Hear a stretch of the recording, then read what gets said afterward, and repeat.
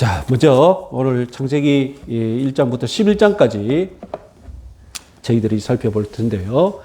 창세기 한번 표를 한번 보실까요?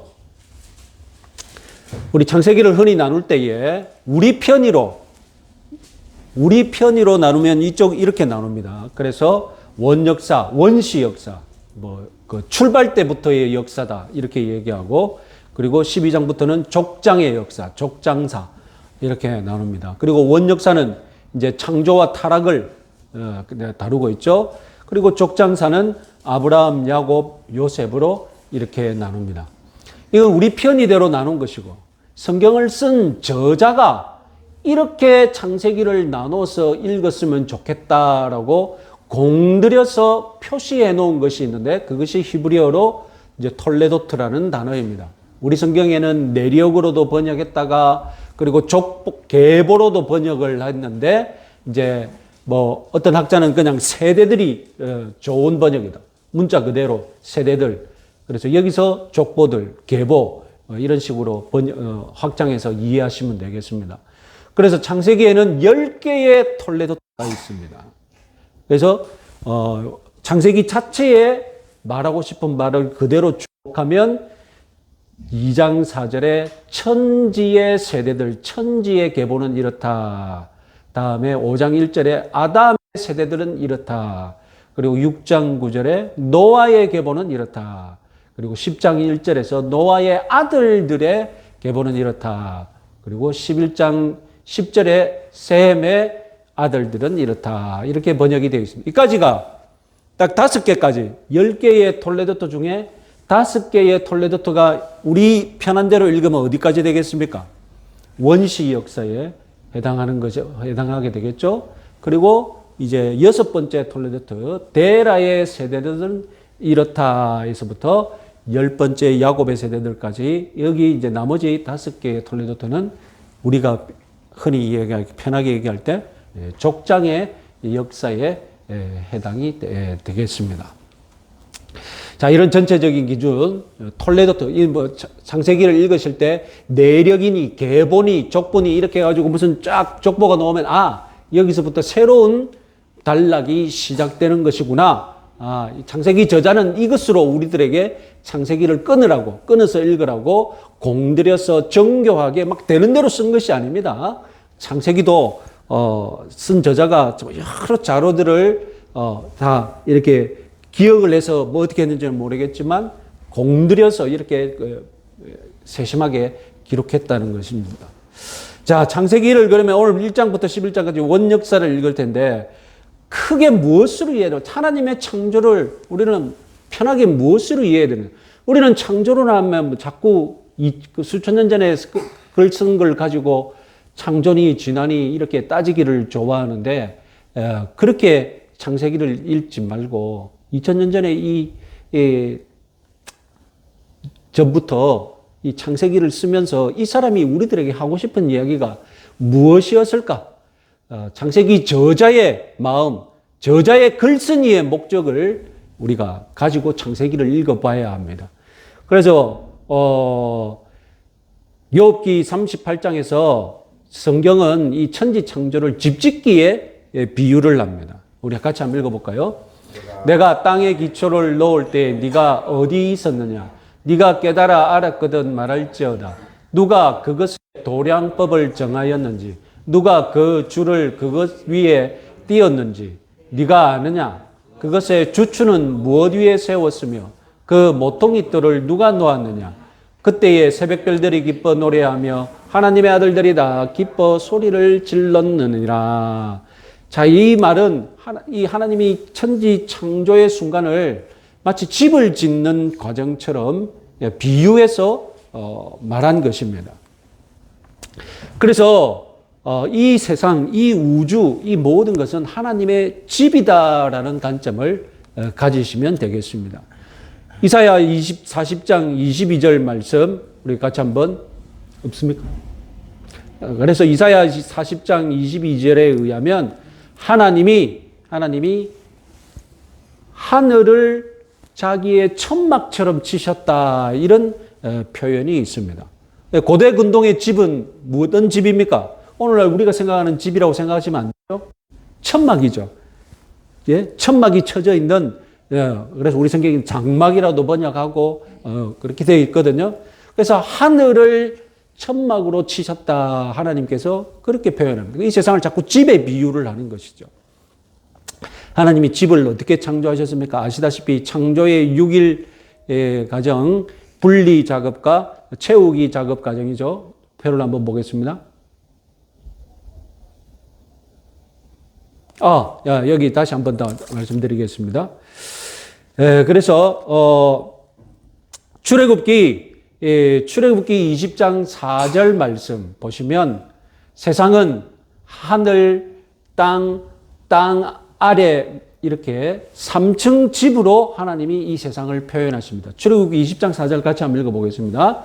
너를 위하여 새긴 우상을 만들지 말고 또 위로 하늘에 있는 것이나 아래로 땅에 있는 것이나 땅 아래 물 속에 있는 것에 어떤 형상도 만들지 말며. 그래서 이 세상은 3층짜리 집으로 보시면 됩니다. 하늘, 땅 아래 물 이렇게 3층짜리 집으로 보시고 하나님이 이 3층짜리 집을 지으셔 가신다는 것입니다. 그래서 창세기 1장, 2장도 하나님께서 에덴 동산을 집으로 지으시는 과정, 사람과 같이 살 집으로 지으시는 과정으로 이해하시면 되겠습니다. 창조의 6일을 표를 한번 보겠습니다. 보시면 첫 번째 3일은 분리 작업을 하셨죠. 분리 작업을 하시고 그리고 두 번째 작업 4, 5, 6일은 채우기 작업을 하셨습니다. 보시면 3층 설계들 3층을 채우는 과정이 잘 나타나 있습니다.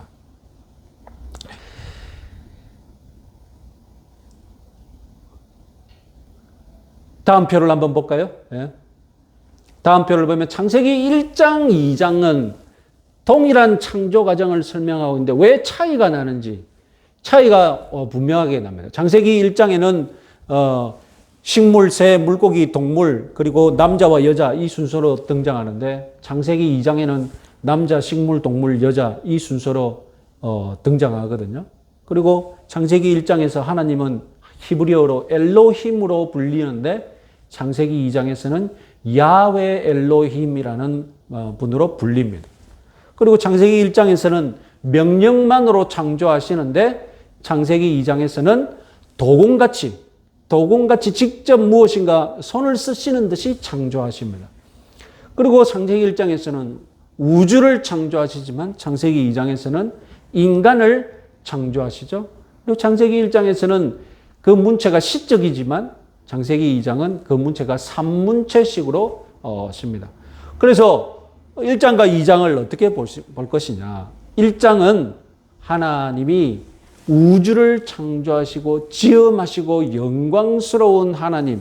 그래서 그때의 하나님은 엘로힘으로 불리우기를 원하시고 2장의 하나님은 이 1장 가운데 여섯째 날을 이제 확대해서 2장이 주석을 하고 있죠. 그래서 여섯째 날 사람을 만드실 때는 이 하나님은 물질 세계를 창조하실 때에 그 하나님과 동일하지만 그 마음 자세에 있어서는 사람을 대할 때의 마음은 달라지신다는 거예요. 사람을 대할 때는 좀 더 관여하시고 좀 더 사랑이 있으신 하나님으로 나타나시는데 그때의 하나님을 뭐라고 부르느냐? 야훼 하나님이라고 부르는 것입니다. 자, 그러면 하나님께서 이렇게 세상을 집으로 창조하셨습니다. 그러면 세상만 집이냐? 그것이 아니라 나라도 우리 사람들에게 집입니다. 이스라엘도 이방 나라들도 집 역할을 합니다. 그래서 성경에는 다윗의 집이라는 표현이 자주 나오거든요. 다윗의 나라, 다윗의 왕권을 가리켜서 다윗의 집이라고 합니다. 여러분, 우리가 옛날에 왕을 왕 가문을 가리킬 때 우리가 왕가라고 하지 않습니까? 그죠? 왕가, 이씨 왕조, 다 무엇입니까? 그 왕 자체가 무엇입니까? 왕 자체가 하나의 가문, 하나의 집이라는 뜻이지 않습니까? 그 나라도 집입니다. 그래서 성경은 나라가 무너졌을 때 집이 무너지는 것과 똑같이 집이 무너진다는 것은 곧 아까 집은 세상이라고 했으니까 집의 지붕이 무너진다는 것은 무엇과 상징적으로 무엇이 무너지는 것과 비슷합니까? 하늘이 무너지는 것과 똑같잖아요. 하늘이 무너지는 것과 똑같아요. 집의 기둥이 무너지는 것은 이 세상의 기둥 역할을 하는 산들이 무너지는 것과 상징적으로 똑같거든요. 그래서 이 나라가 무너지는 것은 곧 그 나라의 세계가 무너지는 것과 똑같습니다. 그래서 나라가 무너질 때 예언을 할 때 상징적으로 어떤 예언을 합니까? 나라가 무너지는 것을 예언하는데 그 나라를 그리고 주위의 모든 세계가 모든 세상이 무너지듯이 예언을 하는 것입니다. 자, 최고의 건축가가 하나님이신데 좋은 집을 만드셨습니다. 그리고 하나님과 사람이 함께 사는 집을 하나님이 만드셨는데 그것이 에덴 동산입니다. 사람이 이 하나님이 만들어 놓은 집에 하나님과 잘 살기 원한다면, 그렇게 살아간다면 이 세상은 정말로 행복하고 더 좋은 집이 될 수 있습니다. 그러면 이 집이 어떻게 될까요? 이 집구석이 어떻게 됩니까? 이 집꼬라지가 어떻게 되어갑니까? 그것이 바로 3장부터 하나님이 만들어 놓으신 이 집이 어떻게 되어가는지를 이제 보여주고 있죠. 자, 형상은 하나님의 형상이라고 할 때 형상은 가장 쉽게 말하면 모조품입니다.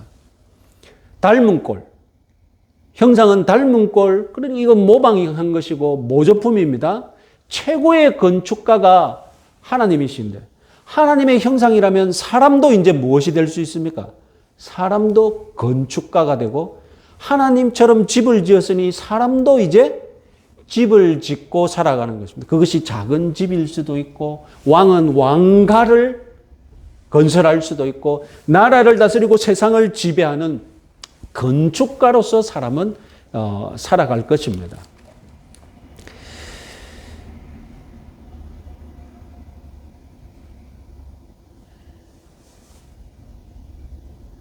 아담의 임무는 다름이 아니라 동산을 지키고 이 집을 지키고 그리고 경작하는 것이죠. 그 집에 딸려있는 밭을 경작하는 것입니다.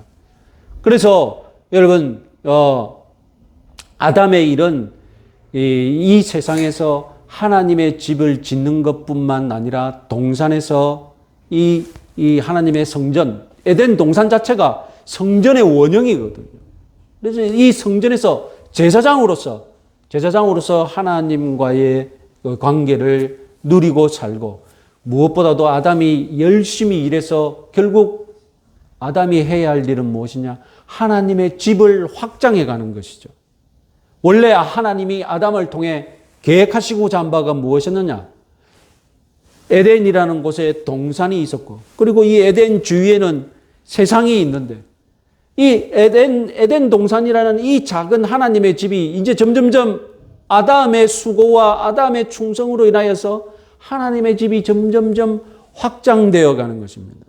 그래서 온 세상을 아담이 다스리는 것. 그것이 하나님이 원래 정하셨던 일이죠.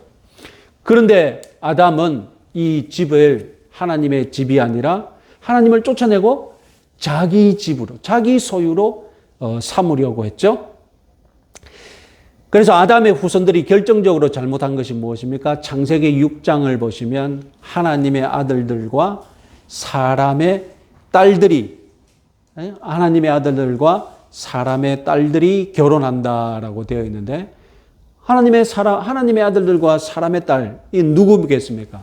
가장 많은 학자들이 해석하기로는 하나님의 아들들은 경건한 셋의 후손들이고 그리고 사람의 딸들은 불경건한 가인의 후손들의 여자다 이렇게 해석을 하죠. 그래서 경건한 셋의 가문과 불경건한 이 가인의 가문이 결혼을 하면서 다수가 타락해야 되고 죄가 범해집니다.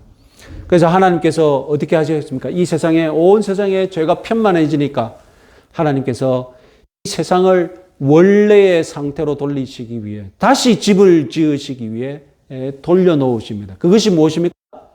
그것이 바로 노아 때의 홍수로 이 세상을 심판하시는 것이죠.